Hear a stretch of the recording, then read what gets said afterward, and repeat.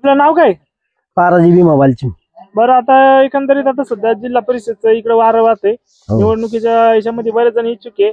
इकडे देवराम लांडे यांच्या सुनबाई माईताई लांडे आहेत, त्याच्या तिकडं समोरून सुनीताताई बोराडे. मग याच्यामध्ये तुमचा पसंतीचा चेहरा कोणाला आहे, किंवा जो कोण कामाचा माणूस कोण आहे बाबा, काय सांगा? आता आमच्या पसंतीचा चेहरा म्हटलं ना, पहिल्यापासून आम्ही त्यांना सहकार्य केले. कोणाला? लांडे साहेबांना. बरं, आणि करत आलोय, इथून पुढे करत राहणार. काय काम काय केले? काम पिकअप शेड बनवले, एवढं मोठं कार्यालय दिलं मिनेश्वर मंदिराकडं, मंगल कार्यालय.